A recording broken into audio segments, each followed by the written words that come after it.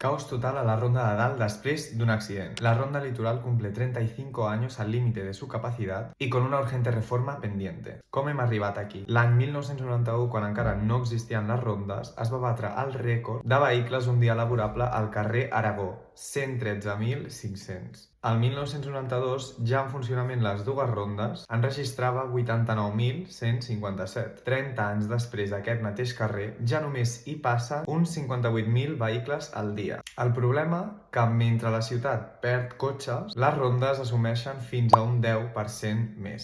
I és que els titulars que veiem evidencien la necessitat de repensar i reformar la mobilitat a la ciutat, incloses les rondes. Això vol dir també considerar com volen els veïns i les veïnes que siguin els seus barris, les seves connexions i el seu espai públic. Què més caldria tenir en compte? Una xarxa útil de rodalies i més pàrquings a les estacions de tren, més i millors connexions d'autobusos interurbans, que és el mitjà de transport que més creix, potenciar també el transport públic dins la ciutat, amb el tram, el metro, els busos, amb línies i traçats útils i realment profitosos. En conclusió, falten alternatives reals al vehicle privat, ja que els accessos per entrar i per sortir de Barcelona sovint acaben sent colls d'ampolla. I 35 anys després, tant la Ronda Litoral com la Ronda de Dalt ens demanen una actualització no només tècnica, sinó social i urbanística. Tu què n'opines? Tens alguna altra solució? També pateixes les conseqüències?